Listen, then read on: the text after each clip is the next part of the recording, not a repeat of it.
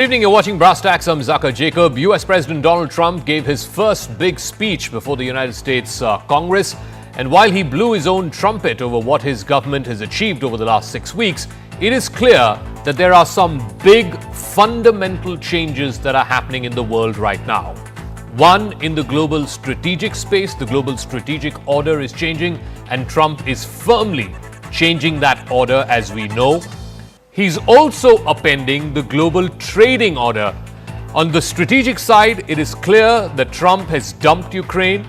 He even today pulled out a regret letter from Volodymyr Zelensky, the Ukrainian president, after the fiasco that we saw last Friday. In that letter, Mr. Zelensky is expressing regret. He wants to come back to the White House and make it good with Trump.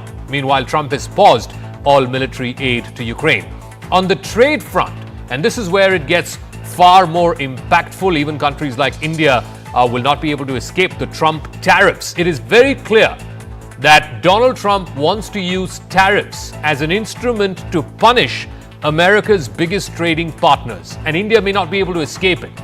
Listen first to what Trump said in his 1 hour and 40-minute long speech. It's the first time he's spoken to the joint session of the US Congress, and he outlined what he thought were the big achievements that he has done in office in the 6 weeks that he's been in office in his second term. I return to this chamber tonight to report that America's momentum is back, our spirit is back, our pride is back, our confidence is back, and the American dream is surging bigger and better than ever before. The American dream is unstoppable, and our country is on the verge of a comeback. It's time to stop this madness. It's time to halt the killing. It's time to end this senseless war. If you want to end wars, you have to talk to both sides. India charges us auto tariffs higher than 100%. So he's talked about India charging tariffs more than 100% is his claim on automobiles that are imported from the United States. But let's try and make sense of this. I want to go first across to CNN's Karen Kaifer, who's joining us live from Washington, D.C. Karen, thank you very much for speaking with us. I want to first talk about Donald Trump wanting to change the global trading order. He seems to be on a tariff warpath. He's already announced tariffs on Canada, Mexico, and China. China and Canada have announced retaliatory tariffs. Of course, Trump sees tariffs as some kind of an instrument to punish those trading partners of America that he feels, quote unquote, to use his words, that are ripping America off. But how much support is there within his own establishment, within his own party on these tariffs? Because ultimately, sooner than later, these tariffs will increase costs for the American consumer. Yeah, Zaka, Trump is typically so attuned to what is happening on Wall Street, right? He loves to take credit for the U.S. stock market going up and up and up. And yet, when the markets were roiled yesterday by his tariff plans taking effect on Canada and Mexico and China, he seemed pretty unaffected by it. And yesterday in that speech, he doubled down on this policy. He said more tariffs are coming. And he said this is a way to level things out, to make things fair. This is not the opinion of his entire party. In fact, the Senate Republican leader, John Thune, is a little bit wary of this. He said, sure, we can use tariffs for a little bit, but maybe not for an extended period of time, certainly not to get into a trade war. Thune represents a state that is very agriculture-oriented and saw the squeeze that tariffs from the first administration of Trump's had on his state. So certainly not complete agreement, even from his own party. Economists are very wary about what this means for the overall U.S. economy and its interaction with the world. U.S. consumer confidence is down over the last couple of months. Americans are wary of inflation, and here we are on the precipice of prices going up again. All right. So that's on the trade front, and we'll talk a little bit more detail a little later on in the show about what he meant about India charging 100% on automobiles coming in from America. But I want to talk about the strategic order, and it's clear from the last 6 weeks that Trump wants to change the global strategic order. And I think top of that chart is the Ukraine war after the fiasco that we saw at the Oval Office last Friday. Now Trump flashing this letter from Volodymyr Zelensky, the Ukrainian president, where he's expressed regret for what happened at the Oval Office. Will we see Washington being open to negotiations with Ukraine again? I know all aid has been paused, particularly military aid has been paused, but do we see Zelensky getting another audience in the Oval Office sometime in the near future? Well, both parties have certainly signaled an openness to talking again. Of course, Trump wanted to show off that letter last night because that meeting in the Oval Office on Friday, Zaka, is still reverberating through Washington. There was a lot of disbelief that that kind of incident could happen in the Oval Office. This is another area where even members of his own party are divided on how they feel about Trump's approach to this. Trump last night in the speech said when you are negotiating peace, you have to talk to both sides. Even some members of his own Republican Party are a little bit wary of him giving too much to Russia and, of course, Vladimir Putin. Others still want to see the U.S. giving that support to Ukraine on the military front, on the financial front, to help them sustain that war against Russia. And Democrats, of course, have been appalled by Trump's reaction to Zelensky's visit here, that incident in the Oval Office on Friday, and, of course, the pause in military aid. So we will see what takes place. But, Zaka, if you want a look at President Trump's priorities, look at the timing of his talk about Ukraine in the speech last night. This was a 99-minute speech. He didn't speak about Ukraine until minute 90. All right, Karen Kaifa, live for us from the U.S. Congress. Thank you very much for joining us. I want to, in fact, play out some excerpts and what may likely be the fallout. Remember, this was his first address to a joint sitting of the U.S. Congress. Both houses, the Senate and the House members, were present there. President Donald Trump reiterated his criticism of very unfair tariffs imposed by major trading partners, but he also specifically singled out India when it comes to automobile tariffs. He said that India charges as high as 100% on automobiles that are imported from the United States into India. He announced that there's going to be reciprocal tariffs that will start taking effect the 2nd of April. Remember, this was signed on the very same day that Prime Minister Modi was in the White House last month in the first meeting that happened between two leaders since Mr. Trump came back to office for his second term.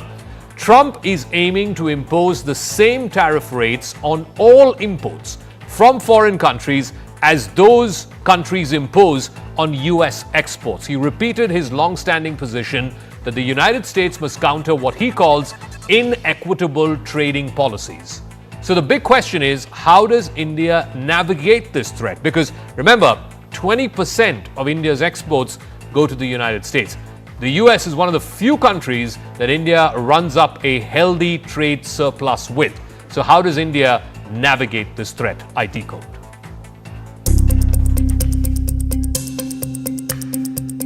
The imposition of tariffs by the United States under the administration of President Donald Trump has been a significant development. It is fundamentally altering global trade dynamics. US President Trump announced that reciprocal tariffs will be imposed on countries like India, China, and Canada, and in fact on every trading partner of America starting from the 2nd of April. This move is part of a broader strategy to address what Trump perceives as unfair trade practices by partners who he says are ripping America off. In this context, it is worth exploring the implications of these reciprocal tariffs for India. What are the major export items from India to America which will get hit? And what impact will reciprocal tariffs have on both countries and their trade dynamics? If you don't make your product in America, however, under the Trump administration, you will pay a tariff, and in some cases, a rather large one. Other countries have used tariffs against us for decades, and now it's our turn to start using them against those other countries. On average, the European Union, China, Brazil, India, Mexico, and Canada, have you heard of them?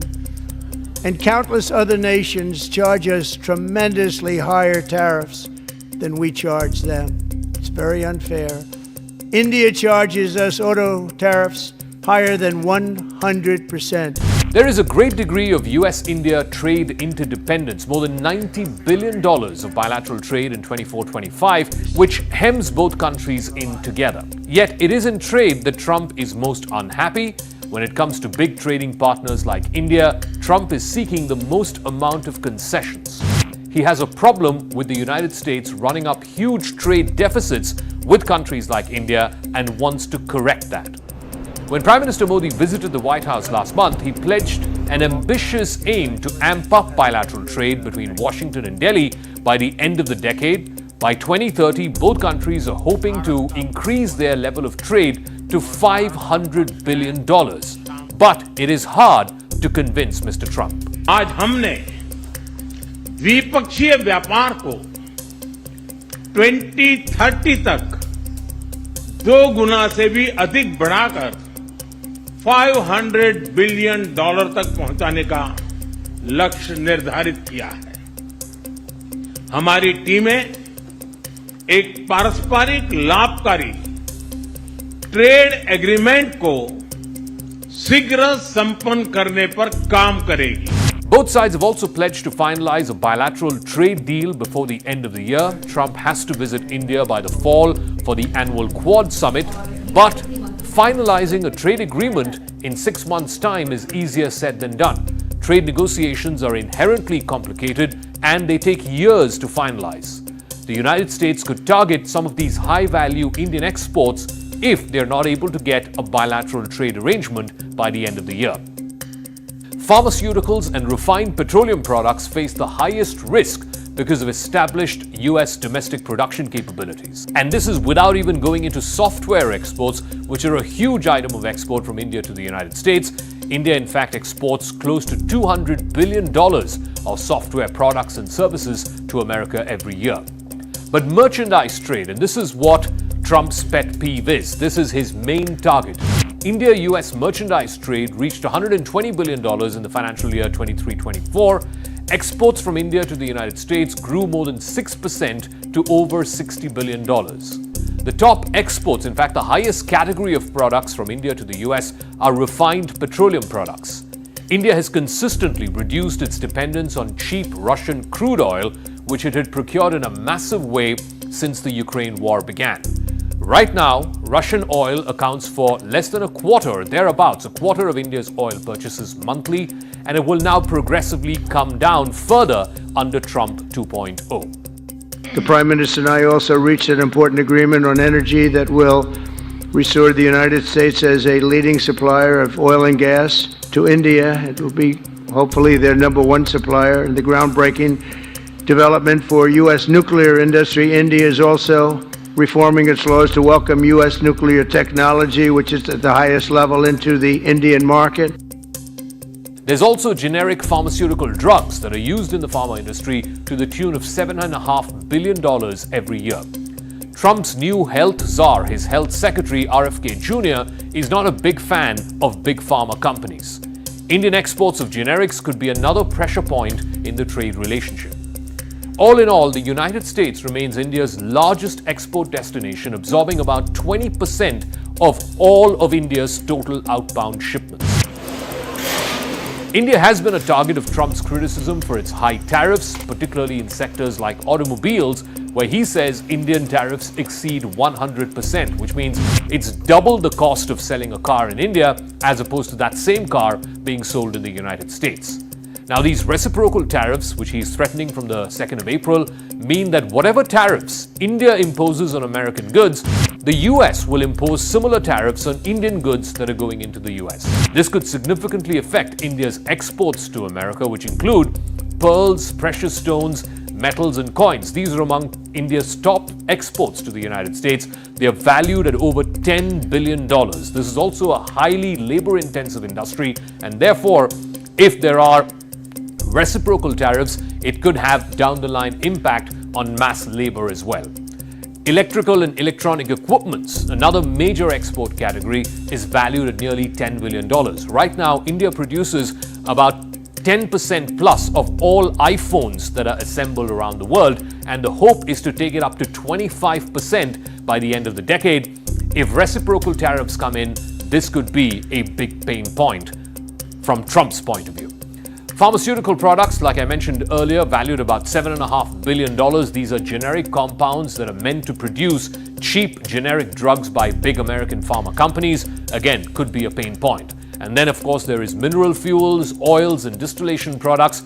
India refines petroleum products worth over $6.5 billion that are exported to the United States. Trump now wants India to buy more American crude, which is both more expensive and harder to refine. The tariffs on Indian exports currently, India faces varying tariffs in the United States, but with reciprocal tariffs, these could increase significantly. For instance, if India imposes a 100% tariff on US automobiles that come into the Indian market, then America could impose a similar tariff on Indian automobiles that are exported and also auto spare parts that are a big commodity of export into the United States. So Indian auto manufacturers like Tata Motors through Jaguar Land Rover and of course Mahindra and Mahindra export vehicles to the US. These companies could face increased tariffs on their exports, particularly affecting their profitability and competitiveness when it comes to the American market. In the financial year 23-24, Tata Motors exported more than 20,000 units abroad, a bulk of them going to America. Mahindra and Mahindra exports around 3,000 units every year. On the other way around, Trump has had a pet peeve about high Indian import duty on American products. He made a huge deal publicly in his first term regarding Harley-Davidson motorcycles. India preemptively addressed Trump's long-standing concern on this motorcycle tariff in the Union Budget 2025. So, for motorcycles under 1600cc, the duty has been cut from 50% to 40%. This follows a 2019 duty cut in Trump's first term when Harley-Davidson motorcycles were tariffed at 100%, that was brought down to 50% after Trump's complaints. The latest reduction down to 40% makes Harley's India-made bikes about 12 to 18% cheaper, and potentially the company is hoping to double its annual sales to at least 5,000 units. India also recently reduced duties on several items including bourbon whiskey from 150% to under 100%. This move is seen as a gesture to improve trade relations with the United States. Bourbon whiskey is a significant American export item. There's electric cars and lithium-ion batteries, which are meant for electric cars, are reducing duties on these items, particularly EVs, from 110% to 15% if electric cars are manufactured in India. That is meant to lure electric car giant Tesla to invest in India. When Prime Minister Modi was in Washington recently, he met with Tesla and Doge boss Elon Musk, who committed to open the first Tesla showrooms in Mumbai and Delhi later this year. So these reductions could help American companies by making their products more competitive in the Indian market. However, with reciprocal tariffs looming from the 2nd of April and a fall deadline for a bilateral trade agreement looking like something that is going to be a monumental ask of negotiators from both sides, the benefits might be short-lived unless that trade deal is arrived at quickly. It is literally a race against time for both India and America. So one of the sectors that's being closely watched is the auto sector. Trump, in his address to the joint session of Congress, saying India tariffs American auto products at 100% duty. Now, which is why India, in the budget gone by, in Budget 2025, lowered the duties on electric vehicles to 15%. But there's a catch. The company has to invest $500 million in manufacturing, in putting up an assembly line here in India, and has to start manufacturing in India within a 3-year time frame. That was specifically meant to lure the world's largest electric vehicle manufacturer, Tesla. But will that be enough? CNBC TV 18's Parikshit Luthra outlines what are the areas where and sectors where India is lowering duties, specifically targeting American companies and specifically to address some of these pain points that have been raised by Donald Trump. US President Donald Trump has reiterated his threat of reciprocal tariffs against India at a time when Union Commerce Minister Piyush Goyal is visiting the United States for talks with USTR Jamieson Greer and Secretary for Commerce Howard Lutnick. The focus of this visit is to negotiate the bilateral trade agreement which both US and India have committed to. Trump once again has said that India levies more than 100% tariffs on imported US cars, and this was unfair. It's important to note that currently no American cars are sold in India. Ford is considering a comeback and may utilize its existing plant in Tamil Nadu to start manufacturing again. Tesla is likely to launch in the India market this year and may prefer to just import cars from Berlin initially rather than commit to manufacturing this year. This is where India will have to be very careful, as there is a big pushback from domestic players against any blanket concessions for Tesla, and also any duty cuts we give to American cars will also have to apply for UK cars and European cars under the proposed FTAs with UK and EU. While the conversation on auto tariffs will be a difficult one, India is hoping to strike a deal with US on the trade agreement soon in order to avoid any reciprocal tariffs from the 2nd of April. According to experts, India can offer significant duty concessions to America on items like blueberries, pecan nuts, blue cheese. In automobiles, experts believe the Indian market for motorcycles above 600cc is very small, and further duty reductions for motorcycles like Harley-Davidson, which start at almost $11,000 in America, may not hurt the Indian industry. India will defend its interests on items like apples, walnuts and dairy. On agricultural imports from India, experts do not believe that US tariffs on Indian agricultural exports will have much impact, as India exports a mere $4 million worth of agri-products to the US. India's strategy would be to first offer duty concessions in areas where India does not have a big market, and then see if the threat of reciprocal tariffs can be averted. All right, so how do these reciprocal tariffs actually work? He's already announced, Donald Trump, tariffs against Canada, Mexico and China. China and Canada have retaliated. Mexico has said that they will retaliate by the weekend. And of course, the big one for India, which will be due 2nd of April. Abigail R. Hall is Associate Professor for Economics at the University of Tampa in Florida. Thank you very much for speaking with us. How does this work? Because you've already seen retaliatory tariffs from Canada and China. Ultimately, will this not make the cost of procuring stuff, whether it is steel or aluminum or basic food and groceries, more expensive for the American consumer? It absolutely will make things more expensive for the American consumer. And one of the things that economists have been saying, both outside as well as inside the United States, is that these tariffs are not just harmful to the countries they're being imposed upon, but they ultimately have a cost for U.S. consumers and businesses as well. So what then is Trump playing at? What is his hope? Because initially when he said tariffs and the threat of tariffs, everyone was like, that's a negotiating tactic. He wants these countries to come to the negotiating table and then eventually there will be give and take.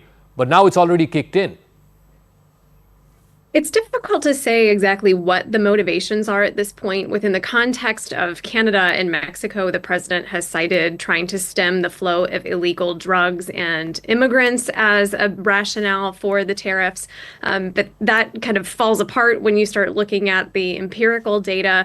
In terms of other countries, it seems as though this is potentially a political tool. Other places that we might look would be that Trump, both on the campaign trail and in his inaugural address, stated his hopes that tariff revenue would replace U.S. income tax. But this really fails to understand kind of how tariffs work in a contemporary context, as well as the implications of those tariffs for American consumers and businesses. So, for example, in the case of India, and if you could throw some light on this, some of the big export items from India into the United States include pearls, precious stones, metals, electrical and electronic equipment, pharmaceutical products, cheap pharmaceutical compounds for making generic drugs, and then of course there is refined petroleum products. But these are not necessarily the same things that India imports from the United States. So this whole business of reciprocal tariffs or reciprocity, how will it work? It's really unclear at this point precisely how these tariffs are to be implemented. So for the reason that you just mentioned, it's not always a one-to-one swap. So it's not as though we are trading, say, one pharmaceutical item for another pharmaceutical item. So one of the things that the president has tasked various individuals with is to come up with plans for how these tariffs are to be implemented. And so it's particularly unclear exactly how that is actually going to be carried out in reality. But one of the things that we're certainly seeing with respect to India are concerns for things like the auto industry, textiles, and electronics, as you mentioned. I do want to talk about the auto industry. He mentioned that in the speech at the US Congress as well, that India charges more than 100% tariffs for American automobiles coming into India. Again, on the business of reciprocity, Indian car manufacturers don't sell all that much or don't export all that much to the United States. So what is the incentive for India to reduce duties on American cars coming into India? There's frankly not much of a reason at this point to reduce them. I mean, if we're looking at just the politics of the situation, I anticipate that India will respond in very much the same way that we have seen from Canada, Mexico, and China in implementing their own countermeasures and policies in response to Trump's tariffs. All right, I want to move across now to the other story that we're tracking here on Brass Tacks. Kannada actor Ranya Rao was taken into custody by the Directorate of Revenue Intelligence at the Bengaluru International Airport for smuggling gold. The 33-year-old actress is incidentally the daughter of K. Ramachandra Rao, who happens to be a Director General of Police rank officer at the Karnataka State Police Housing Corporation. Ranya Rao was arrested for possessing 14.8 kilograms of gold on her person. 14.8 kilograms that she was carrying physically. The arrest resulted in raids at her home. There was seizure of gold jewelry worth 2 crore rupees and over 2 crore rupees in cash was also recovered. The total seizure in the case stands at a little over 17 crores. That's the gold that was on her person when she was arrested at the airport, plus whatever they've recovered from her flat. Now, her frequent trips, she's done as many as 4 in 15 days, alerted the authorities. She's done about 13 trips since the calendar year 2025 began, all to the same place, Dubai and back.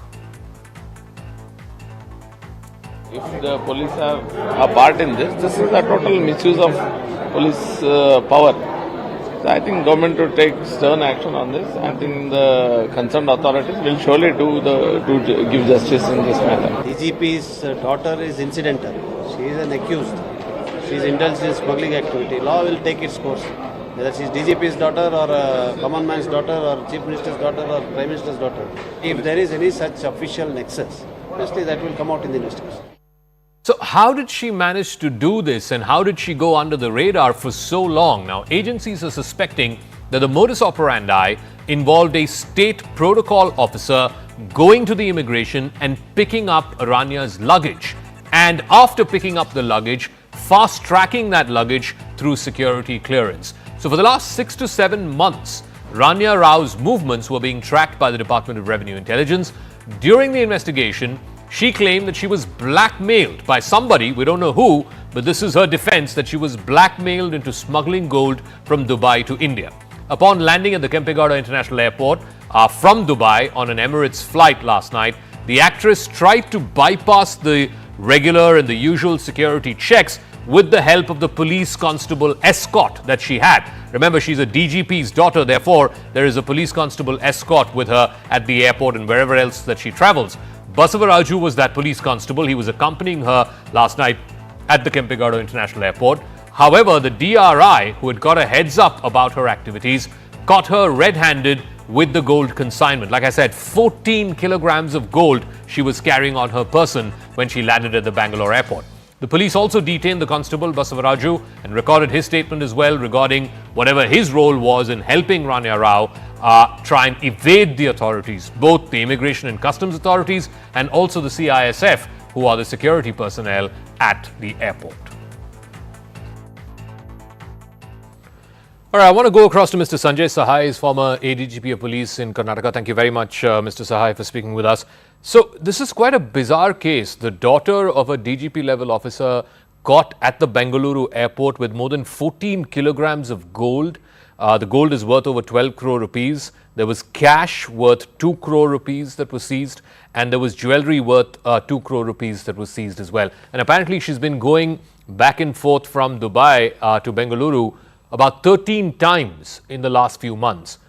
Do you think this is possible without some kind of, I'm not saying official connivance, but at least somebody, looking the other way? No, you're talking about looking the other way. I will talk in terms of exploitation of protocol facilities. So once you land at any international airport in India, inclusive of the Bangalore International Airport, and if you have protocol facilities, they will help you out to come through immigration and take you through the green channel. Now, the point is when you are carrying gold and you are not declaring it to the customs, I think that is the bigger crime, or that is the real crime. Because when you are carrying 15 kgs of gold on yourself and you are going through the green channel, so that is where the whole indicator of things or indication of things to come are there. Now, she has traveled nearly 10 times from January to the current one. Yeah. And last 4 times, she has been wearing a similar type of a dress, which also brings you to some sort of a presumption that might be the belt which carried 14 kgs of gold was also being used earlier also.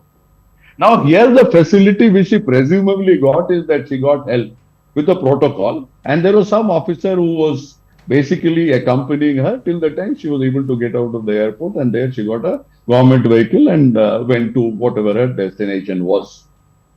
The fact of the matter is that this would have happened. It can either be connivance, it can be that you are not aware of it. As per the concerned officer, he says that he has not been in touch with his daughter for last 4 months. But her getting protocol facilities certainly gives you an indication that might be there is a connect, and otherwise But sir, you'll if not I get may, the facility. even if you get protocol facilities, and first of all, it's debatable why the children of True. police Yeah, officers I'm should be with getting protocol facilities. But be that as it may, I'll come to that in 1 second.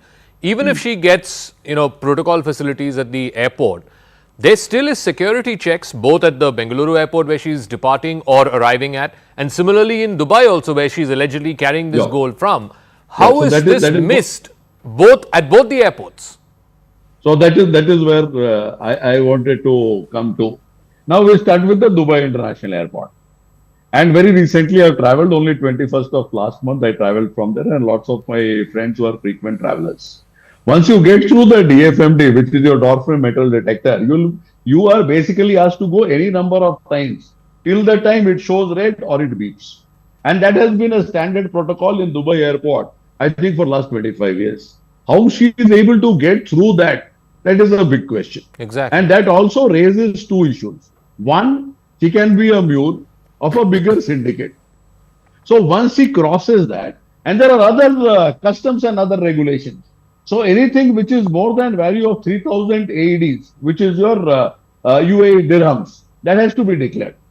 Anything which is beyond 60,000 and which talks of metals and other precious items, so that has to be declared. And 60,000 dirhams is just around 15 lakh rupees. We are talking in terms of 12 crores and 13 crores and things of that nature.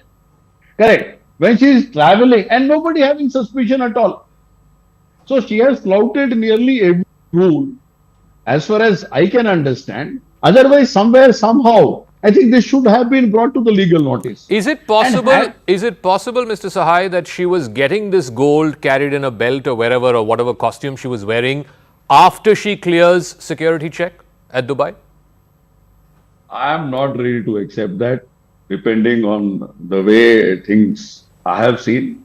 But what you are saying cannot be totally in the realm of something which cannot happen.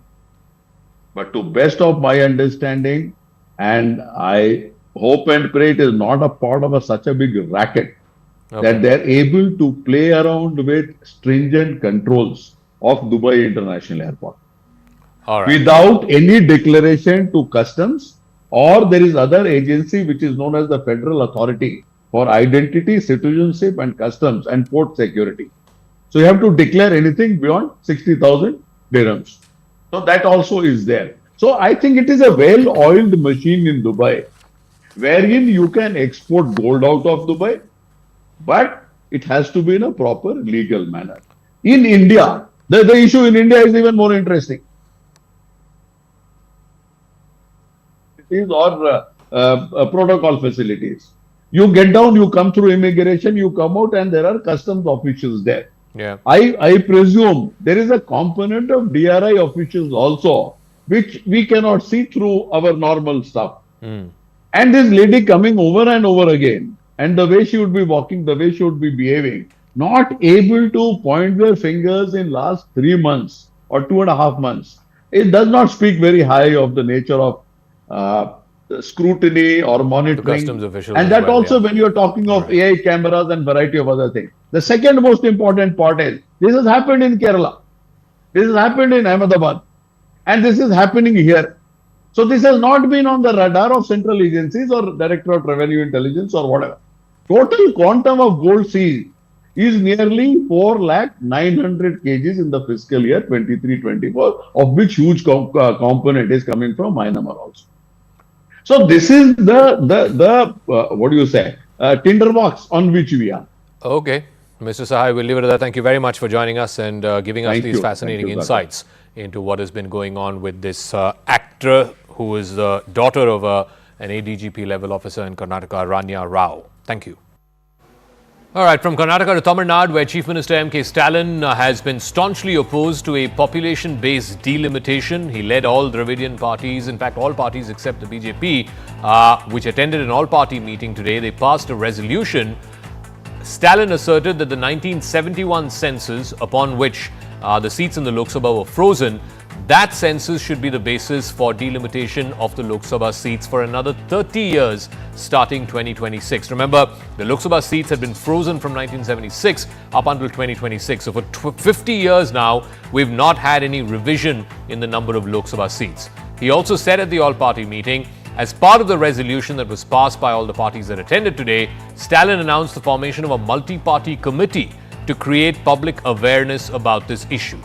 The BJP, the Nam Tamilar Katchi and the Tamil Mandala Congress were three parties that boycotted the meeting. But some of the BJP's NDA allies in Tamil Nadu, the PMK for example, one of the largest in the NDA, attended today's meeting. They also echoed Mr. Stalin's concern about the South and in particular Tamil Nadu losing its proportional weight when it comes to representation in the Lok Sabha. தொகுதி மறுசீரமைப்பு என்னும் கத்தி தென்னிந்தியாவோட தலைக்கு மேல தொங்கிக்கிட்டு இருக்கு. இதனால தமிழ்நாடு கடுமையா பாதிக்கப்பட்டிருக்கு. இந்திய ஜனநாயகத்துல தமிழ்நாட்டுக்கு கிடைக்கிற அரசியல் பிரதிநிதித்துவ உரிமை மீதான நேரடி தாக்குதல். இந்திய அரசியல்ல தமிழ்நாட்டோட குரல் நெரிக்கப்படும். So why do you want to penalize us for doing well in government of India's programs of population stabilization? So this is not a way to penalize us. We have been doing well, we've been contributing the most for India's economy. But then why should you penalize us? Our Honorable Home Minister, Mr. Amit Shah ji, had come to Coimbatore and he had said that by the delimitation, we are not going to decrease any seats in Tamil Nadu or any southern states. But he has not mentioned how many seats he is going to increase in the northern states. So the question is, Mr. Stalin has been sort of amping up the fear-mongering, if you will, around delimitation. How valid are his fears? The Delimitation Commission has to be formed. That, once it is formed, will have associate members from the Lok Sabha as well as all the legislative assemblies, including the Legislative Assembly in Tamil Nadu. The draft proposals are published, inviting objections and suggestions from the public as well. And at that time, any individual, including members of political parties, can express their reservations on these proposals. The Delimitation Commission has to hold public meetings in every state, including in the state of Tamil Nadu, to hear the objections and suggestions of the public. Members of various political parties can also participate in those public hearings. They can also indicate what their objections are, what their suggestions are to these proposals, which means that this whole process involves detailed consultations with political parties, with public representatives, and with the public at large in all of the states before any formula or any decision is arrived at as to which state gets how many seats basis proportional representation as a share in the population. So let's open this up to our guest. Mr. Kalyan-Raman is leader of the Tamil Nadu BJP. Dharani Dharan is spokesperson of the DMK. Dharani, let me start with you first. So basically the all-party resolution today said that 1971 population-based seat allocation should be extended for another 30 years. We have not had change of Lok Sabha composition for the last 50 years. Another 30 years means for 80 years we will have no change in the proportional representation in the Lok Sabha, the lower house, which is of course the ultimate sort of institution, if you will, where people directly elect their members of parliament. The population of Tamil Nadu in 1971, if you were to freeze the seats at 1971 levels, population of Tamil Nadu in 1971 was 4.1 crores. Today, Tamil Nadu's population is almost double at 7.5 crores, 7.4 crores. Population of Uttar Pradesh in 1971 was 8.8 crores. It has become 3x, 23 crores today. And yet you are saying for 80 years, there should be no change in the proportional representation in the Lok Sabha. Hi, thank you for having me on your show. See, firstly and foremost, the problem is this. The population of Tamil Nadu increased only from 4.1 to 8 crores, doubled. But in many other states, it has increased by 4 times, 3.5 times. Even in Tamil Nadu, the population would have increased by 4 times, 5 times. Why did it not increase? simply because the Union government in 1970 said in the national interest, because the population explosion that we had in the 70s was not sustainable and the country would collapse. So we need to have child control. This was instructed by the Union government to the states. The southern Indian states, including Tamil Nadu and Kerala, religiously followed this. And because we religiously followed this through campaign, aid, and also the inhabitants of Tamil Nadu followed this religiously, the population in Tamil Nadu declined. Now it has so happened that the total fertility rate in Tamil Nadu is about 1.6, below the replacement level. But now, how is it fair for you to penalize us for the decision that you took in 70s? The population No, but low. so the solution to Otherwise, that our is to population freeze the proportional representation for 80 years. How fair is that to Uttar Pradesh or Bihar or any state for that matter? Because right now in a Lok Sabha constituency in UP, for example, one MP is representing about 30 lakh people. If the population is frozen for the next 30 years, one MP will be representing 50 lakh people. How fair is that? No, see, but again, India is as per Supreme Court verdict, India is not just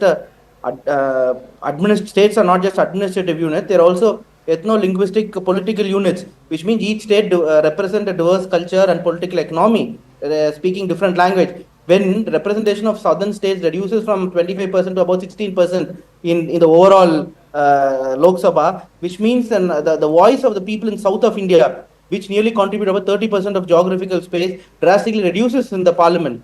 No, so the bill could be passed only by 6 states in the north of India, which will reduce the deficit in democracy itself among the people living in the south or in the northeast or in the other parts. So let me ask Mr. Kalyan-Raman, the basic contention, the basic contention is that all political parties in Tamil Nadu seem to be opposed to delimitation because of the fears that Mr. Stalin has outlined, except the BJP. In a way, what he has done is he has singled out the BJP in Tamil Nadu. Okay. Now, first of all, let us understand why DMK is raising. Keeping aside the delimitation factor, we have to first understand why DMK is raising issue, which is not the concern of rest of this country or rest of the states in the country. Okay. Now, DMK is losing out ideologically. DMK is behaving like an actor who is 70 years old who wants to look like 30 years old with a wrinkled face with makeup. And the absence of ideology that is broken by Seema in the recent days, they want to find solace in the form of creating trivial issues as big issues, unfounded, where there is no substance involved in it. Delimitation is not a talked about subject. In the absence of census, that is still not taken place. In the absence of a dialogue about it, in the absence of delimitation commission being formed, without any reason, all of a sudden, somebody is jumping like an urchin child and saying that there is going to be limitation and then there is going to be a huge loss of face for Tamil Nadu in the parliament. And hence, I am breaking up the issue. The issue is not delimitation per se. Okay, now you asked a question that every other political party is with the DMK today. But that's not the case when the CM of the state invites. Everybody prefers to go, which is just a simple fact. It is an invitation which people have to respect because it is an elected government. But then it does not necessarily mean that they did not ask a question, why are you creating ghost out of nothing? They are creating a monster out of nothing today in the form of delimitation because they are ideologically failing, as I said, like a 70 years old star. No, but Mr. Kalyan-Raman, if this was not an issue that political parties in Tamil Nadu cared about, if this was not an issue that resonates in that state, why are your own allies attending that party meeting? They've also supported this all-party resolution. NDA parties have attended today's meeting. Why? When the CM says that there is going to be some such thing, when he creates a fear, a psychosis in the common man as well as the party, they do buy the play. It does not mean that they are going to be part of the alliance, right? They cannot be. Some of them cannot be part of alliance. For example, Vidali Chirtegal and DMK, they can never ever think of going together. But then why they are attending is because somebody has raised a concern. They just wanted to go and see, like somebody watching a joker on the street. This is the reality of the situation today. So, Mr. Dharanidharan, multiple number of people. The point is, census has not happened because in 2021 census was supposed to happen. It didn't happen because of COVID. Census allocation has not been granted in this budget 2025. So maybe census will not happen in this year. It could happen next year. After which the Delimitation Commission has to be formed. I just outlined the process that Delimitation Commission has to have consultation with all political parties. It should have representatives from not just the parliament but also from various state legislatures. This is probably years away. Why is Mr. Stalin raising this now? As though, from next year, Tamil Nadu's share in the Lok Sabha is going to be taken away. This is probably 5 years away. Ideological bankruptcy.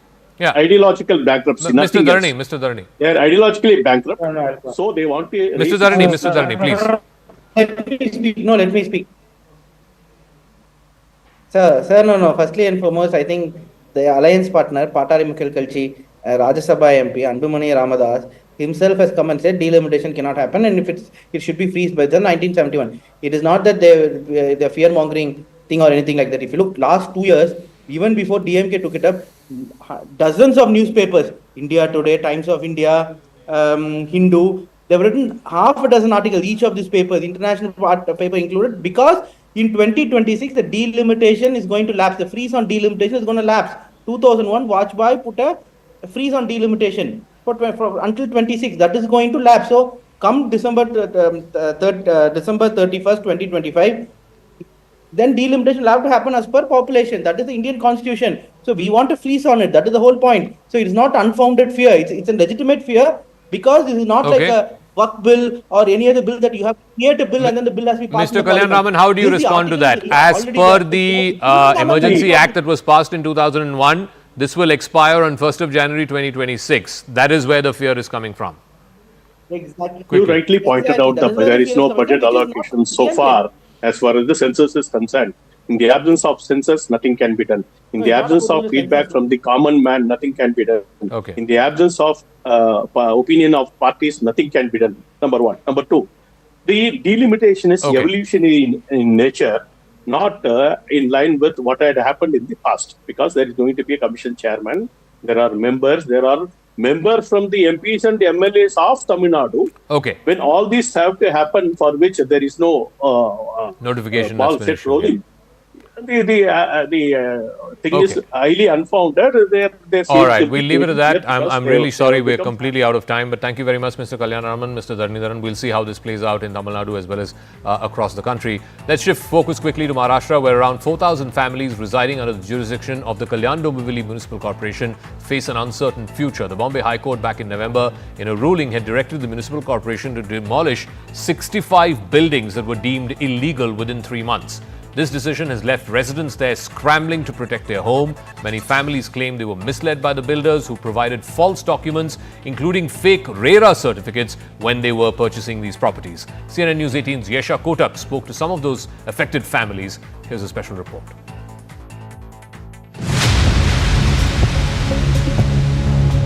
For nearly 4,000 families residing in 65 buildings in the jurisdiction of Kalyan-Dombivli Municipal Corporation, they face an uncertain future. The Bombay High Court has ordered eviction of all the residents, dubbing the buildings illegal. More than 65 buildings in the Kalyan-Dombivli Municipal Corporation have received a notice stating that they are illegal and will have to be demolished. This comes after the Bombay High Court ordered in November stating that in the next 3 months these buildings will have to be demolished. In fact, details of the case speak about how some of them have also been made on reserved land, and this came to forth only after judiciary raised a question over this. Not too long ago, the demolition of Noida's Supertech Twin Towers and controversy surrounding Mumbai's Campacola Society had captured the attention of the nation. While Campacola residents got a reprieve, aggrieved residents of Kalyan don't seem to have the same fortune. मेरा कोई सारा नहीं है, मेरा सब था वो मैं उसमें डाल के रूम लिया है. अभी आप पहले लिया तो ऐसा कोई बोला नहीं कि अनलीगल है कुछ है. मैं मेरी माँ है, हम दोनों रहते हैं, पति भी गुजर गया है, तो हम क्या करेंगे अभी. मैं बीएमसी में काम करता था. एक बेटा पनवेल में रहता है, एक मानपाड़ा में रहता है, और छोटे वाले के लिए इधर रूम लिया. बीएमसी में काम करके 31 बरस का मेरा जो फंड का पैसा था वो बिल्डर को दिया और रूम बुक किया। वो सर्विस के पैसे में तो आया ही नहीं, उसके लिए बैंक का लोन निकाला और अभी मेरा घर जो है मेरे पेंशन के ऊपर चलता है। While the deadline set by Bombay High Court for demolition has passed, sources indicate that the police protection for demolition would be provided within a week. Thane's special investigation team is probing the RERA certificate scam and has frozen the bank accounts of the developers in question.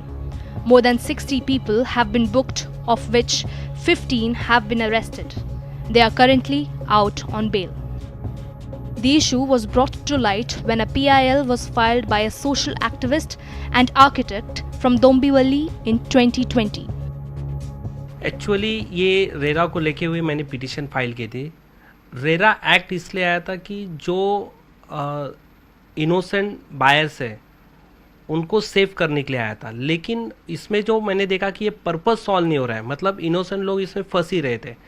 तो हमने इसको लेके एक petition, हमको एक ऐसा case मिला था इसके अंदर के जिसमें फैब्रिकेटेड डॉक्यूमेंट्स बनाए थे कारपोरेशन के और उसी के ऊपर रेरा का सर्टिफिकेट लिया गया था। लेकिन इस जब ऑर्डर पास हुआ तो उसमें कोऑर्डिनेशन को लेके कुछ अच्छी चीज़ें हुई, लेकिन एक डायरेक्शन जो हुआ उसमें ऐसा हुआ कि जिसमें कहा गया कि जो 65 और जो केसेस हमने फाइंड आउट किए थे उस 65 बिल्डिंगों को तोड़ा जाए, ऐसे एक ऑर्डर होगी। Investigation revealed that registration of these properties were never recorded with the civic body. However, tenants of all these buildings have been paying taxes and have authorized water and electricity connection provided by the corporation. Right here, right now at Dombivli, we are at Mansi Arcade. This in fact is one of the office addresses for Om Sai Builders. However, at this very location, on having asked the guard, there was no presence of Om Sai Builders. There was a different shop that was present, and this shop did not match with the details of the person whose name is been mentioned as the builder of one of these buildings. Most of these buildings are stand-alone towers. They have been ready for possession in the last 3 to 4 years. But unfortunately, the builders have been absconding, leaving the buyers stranded. Now, they are clinging on the promise made by the state government that the issue will be taken to the Supreme Court. After the Prime Minister's visit to Vantara, several eminent personalities have lauded Anant Ambani's initiative, from the Mahindra Group chairman Anand Mahindra to filmmaker Karan Johar, cricket legend Sachin Tendulkar and superstar Shah Rukh Khan. Here's a snippet of the reactions to the world's largest ecological wildlife protection and rescue facility.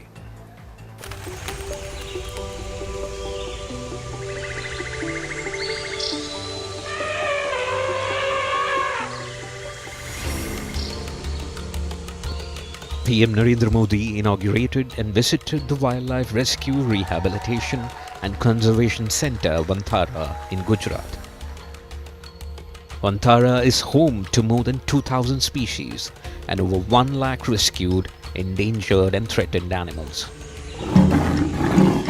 PM visited the Wildlife Hospital at Vantara and saw the veterinary facilities, which are equipped with MRI, CT scans, ICUs, among others, and also house multiple departments including wildlife anesthesia, cardiology, nephrology, endoscopy, dentistry, internal medicines, etc. Here he played with and fed various species including Asiatic lion cubs, white lion cub, clouded leopard cub, which is a rare and endangered species, caracal cub, among others. The white lion cub, which was fed by PM Modi, was born at the centre after his mother was rescued and brought to Vantara for care. Vision is that at Vantara in Jamnagar, we would like to be the world's most advanced wildlife institute, and we would also like to conserve and breed critically endangered species so we can release them back in their habitat, because a lot of species, even today as we speak, species are going extinct. Correct. The caracals, which were in abundance in India, are now becoming a rare sight. In Vantara, Caracals are bred under a breeding program in captivity for their preservations and are released in the wild later. PM visited the MRI room at the hospital and witnessed an Asiatic lion undergoing an MRI. He also visited the operation theatre where a leopard was going through a life-saving surgery after being hit by a car on the highway and brought here after rescue. PM had several close interactions with various ferocious animals. He sat face to face with golden tiger, 4 snow tigers, who were brothers and were rescued from a circus which they were made to perform tricks. PM patted an okapi, came face to face with chimpanzees in open who were got from a facility where they were kept as pets, hugged and lovingly played with orangutan who were earlier kept in an overcrowded facility, saw up close a hippopotamus which was underwater, saw crocodiles, undertook a walk in between zebras, fed a giraffe and a rhino calf. The one-horned rhino calf was orphaned as her mother died at the facility. He saw elephants in their jacuzzi as well. The hydrotherapy pools support recovery of elephants suffering from arthritis and foot problems and improve their mobility.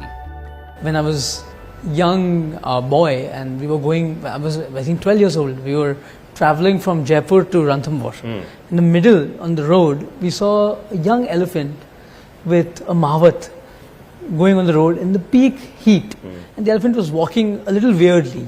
So I told my mom we want to rescue it. So that was the first elephant. He also saw the workings of the Elephant Hospital, which is the largest such hospital in the world. PM also interacted with doctors, supporting staff and workers who were managing various facilities at the centre in Vantara. Joining the PM in commending Anant Ambani were India's icons. Prominent figures from Bollywood and the corporate world voiced their admiration for Anant Ambani's vision and highlighted Vantara's remarkable achievements. From Shah Rukh Khan to Sachin Tendulkar, Vantara was described as a testament to Anant Ambani's genuine compassion by all. Social media posts from Ranveer Singh, Karan Johar, Sara Ali Khan, Kareena Kapoor Khan and many others showcased their awe at Vantara's mammoth efforts.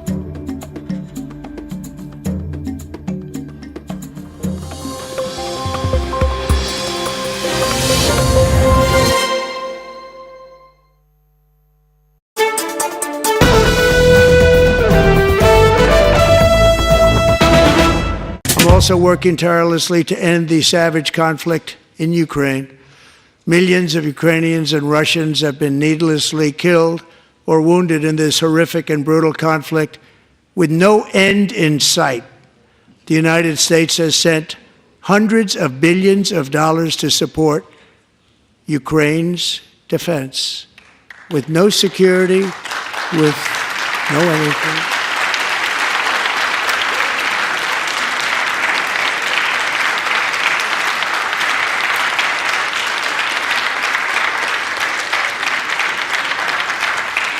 Do you want to keep it going for another 5 years? Yeah, you would say Pocahontas says yes.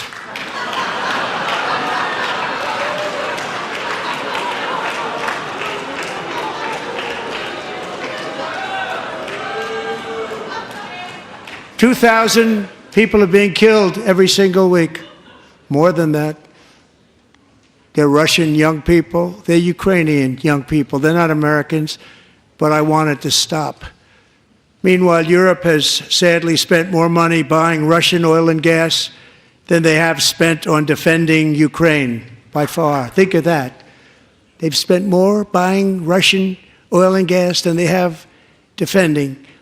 And we've spent perhaps $350 billion, like taking candy from a baby. That's what happened. And they've spent $100 billion. What a difference that is. And we have an ocean separating us, and they don't.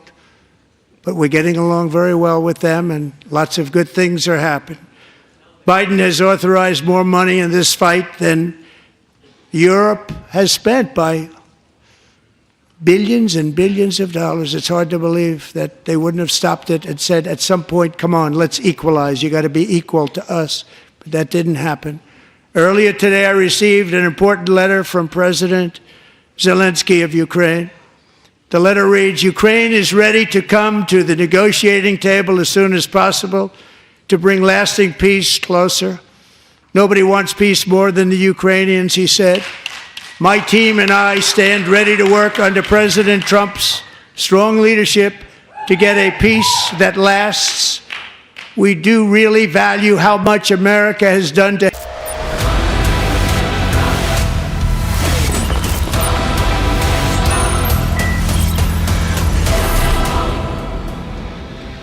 Viewers, the Narendra Modi-led NDA is aware of the sensitivities of southern states that fear that delimitation based on the latest population data will reduce their representation in Parliament.